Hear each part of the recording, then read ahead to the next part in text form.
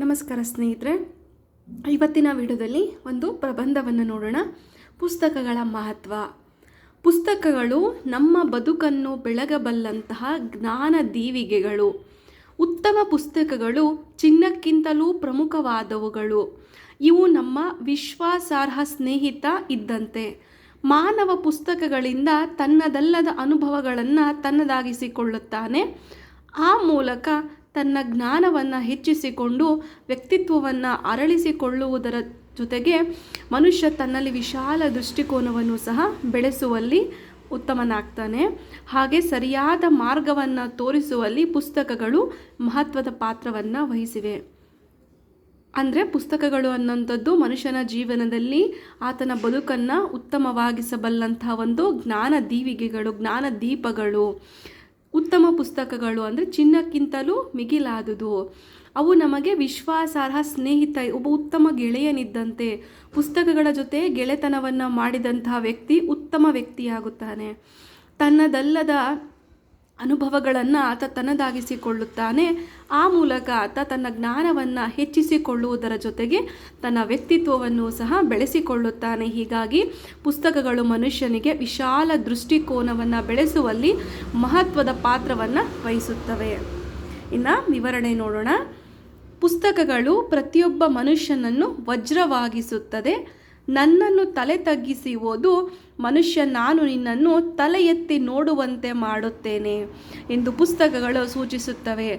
ದೇಶ ಸುತ್ತಬೇಕು ಇಲ್ಲವೇ ಕೋಶ ಓದಬೇಕು ಎಂಬ ನಾಣ್ಣುಡಿಯಂತೆ ತಾವಿರುವ ಸ್ಥಳದಲ್ಲೇ ಲೋಕದ ಅನುಭವಗಳನ್ನು ಪಡೆಯುವ ಅವಕಾಶವನ್ನು ಪುಸ್ತಕಗಳು ನೀಡುತ್ತವೆ. ಅಂದರೆ ಪುಸ್ತಕಗಳು ಒಬ್ಬ ಮನುಷ್ಯನನ್ನು ವಜ್ರವನ್ನಾಗಿಸುತ್ತೆ, ಆ ರೀತಿ ಮನುಷ್ಯನನ್ನು ಬೆಳೆಸುತ್ತವೆ. ಪುಸ್ತಕ ಹೇಳುತ್ತೆ, ನನ್ನನ್ನು ತಲೆ ತಗ್ಗಿಸಿ ನೀನು ಓದಿದ್ದೆ ಆದರೆ ನಾನು ನಿನ್ನ ಜೀವನದಲ್ಲಿ ತಲೆ ಎತ್ತಿ ನೋಡುವಂತೆ ಮಾಡುತ್ತೇನೆ ಅಂತ ಪುಸ್ತಕಗಳು ಹೇಳ್ತಾವಂತೆ. ಇಲ್ಲವೇ ದೇಶ ಸುತ್ತಬೇಕು ಕೋಶ ಓದಬೇಕು ಎಂಬ ನಾಣ್ಣುಡಿ ಸಹ ಇದೆ. ಅಂದರೆ ತಾವಿರುವ ಜಾಗದಲ್ಲೇ ಲೋಕದ ಅನುಭವಗಳನ್ನು ಪುಸ್ತಕ ಮೂಲಕ ಪಡೆದುಕೊಳ್ಳಬಹುದು, ಇಲ್ಲವೇ ದೇಶವನ್ನು ಸುತ್ತಬಹುದು. ಪುಸ್ತಕಗಳನ್ನು ಓದುವುದು, ಅವುಗಳನ್ನು ಸಂಗ್ರಹಿಸುವುದು ನಮ್ಮ ಅತ್ಯುತ್ತಮ ಹವ್ಯಾಸಗಳಲ್ಲಿ ಒಂದಾಗಬೇಕು. ಮನೆಯಲ್ಲಿ ಗ್ರಂಥಾಲಯಗಳಲ್ಲಿ ಪುಸ್ತಕಗಳನ್ನು ಸಂಗ್ರಹಿಸಿಟ್ಟು ಓದುವುದೇ ಒಂದು ದೊಡ್ಡ ಸುಖ ಎಂಬುದನ್ನು ಪುಸ್ತಕಗಳ ಮಹತ್ವವನ್ನು ಅರಿತವರೇ ಬಲ್ಲರು. ಕತೆ, ಕಾದಂಬರಿ, ಕವಿತೆ, ನಾಟಕ, ಪ್ರಬಂಧ, ವಿಚಾರ ವಿಮರ್ಶೆ, ರಾಜಕೀಯ, ಕ್ರೀಡೆ, ವಿಜ್ಞಾನ, ಇತಿಹಾಸ, ಸಾಮಾನ್ಯ ಜ್ಞಾನ, ಕಂಪ್ಯೂಟರ್ ಹೀಗೆ ಮುಂತಾದ ಅನೇಕ ಆಸಕ್ತಿ ಇರುವ ಸಂಗತಿಗಳನ್ನು ಪುಸ್ತಕಗಳಿಂದ ಮಾತ್ರ ತಿಳಿಯಲು ಸಾಧ್ಯ. ಅಂದರೆ ಪುಸ್ತಕಗಳನ್ನು ಓದುವುದು, ಅವುಗಳನ್ನು ಕಲೆ ಹಾಕಿಕೊಳ್ಳುವುದು ಮನುಷ್ಯನ ಒಂದು ಅಭ್ಯಾಸವಾಗಿ ರೂಢಿಸ್ಕೊಬಿಡ್ಬೇಕು.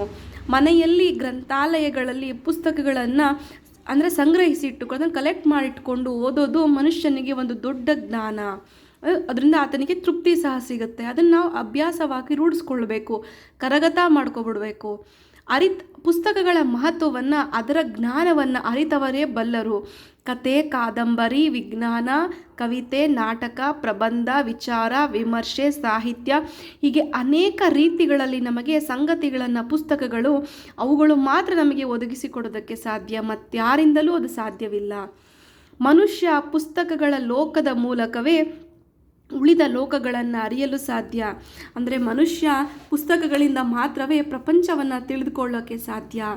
ಪುರಾಣದ ಸಂಗತಿಗಳಿರಲಿ, ಪುರಾತನರ ಸಂಗೀತ ಸಾಹಿತ್ಯ ವಿಚಾರಗಳಿರಲಿ, ಆಕಾಶ ಗ್ರಹ ನಕ್ಷತ್ರಗಳ ವಿಚಾರವಿರಲಿ, ಜ್ಯೋತಿಷ್ಯವಾಗಲಿ, ಎಲ್ಲವನ್ನ ಪುಸ್ತಕಗಳೇ ಒದಗಿಸಬೇಕು. ಅಂದರೆ ಮನುಷ್ಯನಿಗೆ ಇತಿಹಾಸ ಗತಕಾಲದ ವೈಭವವನ್ನು ಪುಸ್ತಕಗಳೇ ಹೇಳಬೇಕು.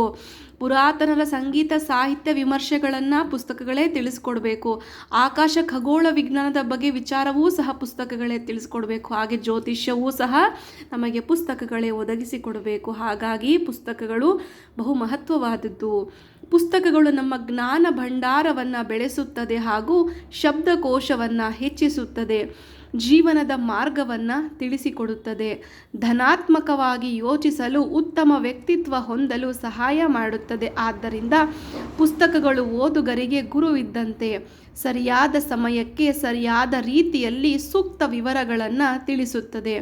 ಅಂದರೆ ಪುಸ್ತಕಗಳು ನಮಗೆ ಜ್ಞಾನ ಭಂಡಾರವನ್ನು ಬೆಳೆಸುತ್ತದೆ, ಹಾಗೆ ನಮ್ಮ ಜ್ಞಾನ ಶಬ್ದಕೋಶವನ್ನೂ ಸಹ ತಿಳಿಸಿಕೊಡುತ್ತದೆ, ಹಾಗೂ ಜೀವನಕ್ಕೆ ಮಾರ್ಗವನ್ನು ಸಹ ರೂಪಿಸಿಕೊಡುತ್ತದೆ. ಧನಾತ್ಮಕವಾಗಿ ನಾವು ಯೋಚಿಸೋದಾದರೆ ಒಬ್ಬ ಉತ್ತಮ ಮನುಷ್ಯನನ್ನು ಒಬ್ಬ ಉತ್ತಮ ವ್ಯಕ್ತಿತ್ವವನ್ನಾಗಿ ಒಬ್ಬ ಮನುಷ್ಯನಿಗೆ ಅದು ರೂಪಿಸಿಕೊಡಲು ಬಹು ಸಹಾಯಕವಾಗಿದೆ. ಆದ್ದರಿಂದ ಪುಸ್ತಕಗಳು ಗುರುವಿಗೆ ಸಮಾನ. ಸರಿಯಾದ ಸಮಯಕ್ಕೆ ಹೇಗೆ ಗುರು ನಮ್ಮನ್ನು ಸರಿಯಾದ ಮಾರ್ಗದಲ್ಲಿ ಕೊಂಡೊಯ್ತಾರೋ ಹಾಗೆ ಪುಸ್ತಕಗಳು ಸಹ ನಮಗೆ ಮಾರ್ಗದರ್ಶಕರಾಗಿ ಕೆಲಸ ಮಾಡ್ತಾರೆ. ಇನ್ನು ಉಪಸಂಹಾರ ಅಥವಾ ವಿಮರ್ಶೆ ನೋಡೋದಾದರೆ, ಪುಸ್ತಕಗಳು ನಮ್ಮ ದಿನನಿತ್ಯದ ಅಗತ್ಯ ವಸ್ತುಗಳಲ್ಲಿ ಮೊದಲ ಸ್ಥಾನದಲ್ಲಿ ನಿಲ್ಲಬೇಕು. ಏಕೆಂದರೆ ಮನೆಗಳೇ ಪುಸ್ತಕಗಳ ನೆಲೆ ಭಂಡಾರವಾಗಬೇಕು. ಆಗ ಮಾತ್ರ ನಾವು ಉತ್ತಮ ಆಲೋಚನೆಗಳಿಂದ ಜ್ಞಾನವನ್ನು ಪಡೆಯುವಲ್ಲಿ ಸಫಲರಾಗುತ್ತೇವೆ. ಉತ್ತಮ ನೈತಿಕತೆಯನ್ನು ಬೆಳೆಸುವಲ್ಲಿಯೂ ಈ ಪುಸ್ತಕಗಳು ಸಹಾಯಕವಾಗುತ್ತವೆ. ಆಗ ಮಾತ್ರ ಸ್ವಾಸ್ಥ್ಯ ಪರಿಸರ ನಿರ್ಮಾಣವಾಗಲು ಸಾಧ್ಯ. ಹೀಗಾಗಿ ಮನೆಯೇ ಪುಸ್ತಕಗಳ ನೆಲೆ ಭಂಡಾರವಾಗಬೇಕು. ಅಂದರೆ ಪುಸ್ತಕಗಳನ್ನು ಮನೆಯಲ್ಲೇ ನಾವು ಒಂದು ಆ ಗ್ರಂಥಾಲಯದ ರೂಪದಲ್ಲಿ ಇಟ್ಕೊಬಿಡಬೇಕು. ಆಗ ಮಾತ್ರ ನಮಗೆ ಅದರ ಸದ್ಜ್ಞಾನ ದೊರೆಯುತ್ತದೆ. ನಾವು ಪುಸ್ತಕವನ್ನು ಗೆಳೆಯನನ್ನಾಗಿ ಮಾಡ್ಕೋಬೇಕು. ಉತ್ತಮ ನೈತಿಕತೆಯನ್ನು ಬೆಳೆಸುವಲ್ಲಿಯೂ ಈ ಪುಸ್ತಕಗಳು ನಮಗೆ ನೆರವನ್ನು ನೀಡುತ್ತವೆ. ಉತ್ತಮ ಸ್ವಾಸ್ಥ್ಯ, ಉತ್ತಮ ವಾತಾವರಣ ನಮ್ಮ ಸುತ್ತಮುತ್ತ ನಿರ್ಮಾಣವಾಗಬೇಕು. ಒಬ್ಬ ಮನುಷ್ಯ ಸದ್ವ್ಯಕ್ತಿಯಾಗಬೇಕು ಅಂತಾದರೆ ಪುಸ್ತಕಗಳು ನೆರವಿಗೆ ಬರುತ್ತದೆ. ಮನೆಯೇ ಪುಸ್ತಕಗಳ ನೆಲೆ ಭಂಡಾರವಾಗಬೇಕು. ಗ್ರಂಥಾಲಯದಲ್ಲಿ ಹೇಗೆ ಪುಸ್ತಕಗಳು ನಿರ್ಮಾಣ ಇರ್ತವೋ ಹಾಗೆ ಮನೆಯಲ್ಲಿಯೂ ಸಹ ಪುಸ್ತಕಗಳನ್ನು ನಾವು ತಂದು ಜೋಡಿಸ್ಕೊಳ್ಬೇಕು. ಅದರ ಜೊತೆಗೆ ನಾವು ಅದನ್ನು ಓದಿ ಕರಗತ ಮಾಡ್ಕೋಬೇಕು. ಉತ್ತಮ ನೈತಿಕ ಮೌಲ್ಯಗಳನ್ನು ಬೆಳೆಸ್ಕೊಳ್ಬೇಕು. ನೋಡೋದಲ್ಲ ಸ್ನೇಹಿತರೆ, ಪುಸ್ತಕಗಳು ನಮಗೆ ಯಾವೆಲ್ಲ ರೀತಿಯಲ್ಲಿ ಮಹತ್ವಪೂರ್ಣವಾಗಿವೆ ಅಂತ. ಯಾರಿಗೆಲ್ಲ ವಿಡಿಯೋ ಇಷ್ಟ ಆಯಿತು ಅಂತಾದರೆ ಚಾನಲ್ ಸಬ್ಸ್ಕ್ರೈಬ್ ಮಾಡಿ, ಸಪೋರ್ಟ್ ಮಾಡಿ. Thank you for watching.